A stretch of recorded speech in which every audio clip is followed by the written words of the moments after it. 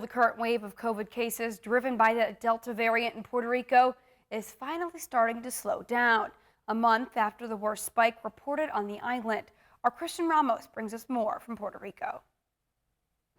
After reaching alarming levels in hospitalizations, deaths, and infections, Puerto Rico has finally begun to register a decrease in the COVID-19 cases as a result of the limitations imposed by the government and the increase in the vaccination rate. In the past, we have been able to decrease cases in severe spikes that we have been facing.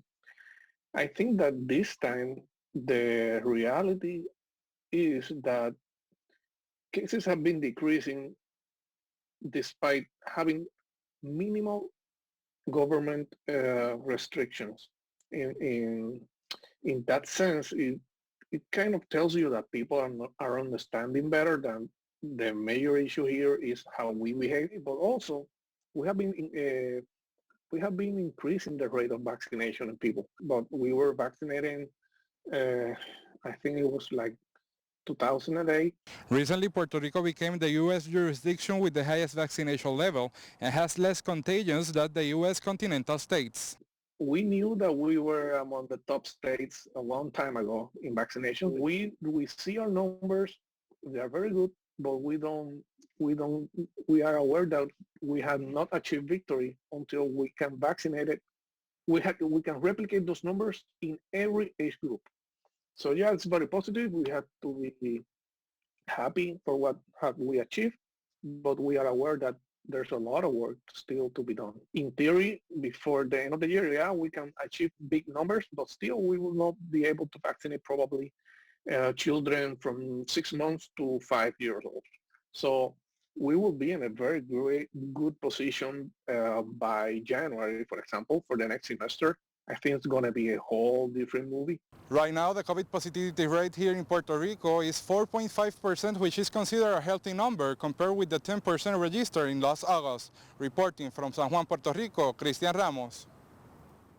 All right, thanks, Christian. Well, in the Turks and Caicos, tourism from cruise ships is the lifeblood of the economy, which, of course, has taken a massive hit from the pandemic. But leaders in the TCI say things are looking up as they just made a huge deal with Carnival Cruise Lines. Our One Caribbean News' Deandrea Hamilton reports.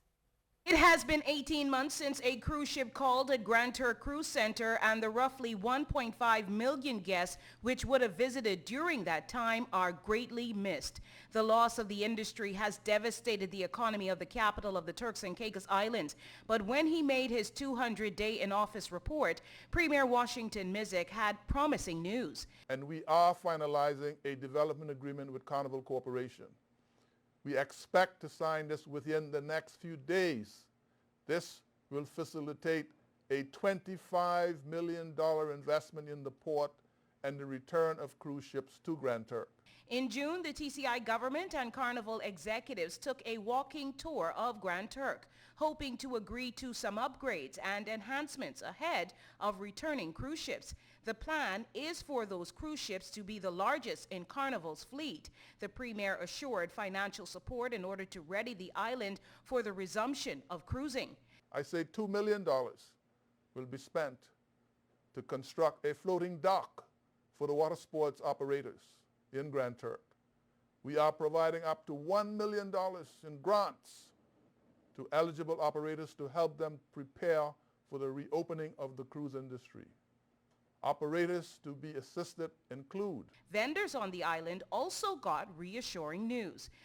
Government is investing heavily its own money in the improvement of cruise tourism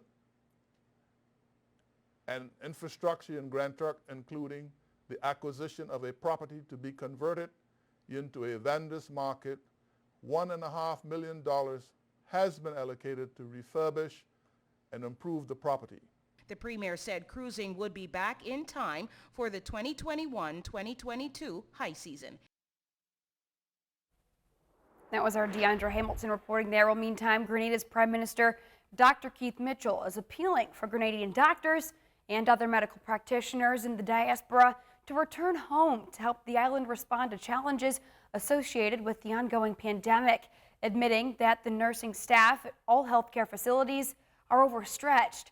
Prime Minister Mitchell said that they cannot manage every facility and volunteers are needed to turn community centers into temporary clinics for testing and vaccinations. We've trained hundreds of doctors in this country. The country needs us. It makes sense, all of us. I have called on family members with their nurses and so on. Come on, give her 2 weeks. We need you. Your country needs you. We need everybody to come at this time. The community centers need, facility clinics need all to be opened so that people can get the service when they need. The nursing staff is overstretched.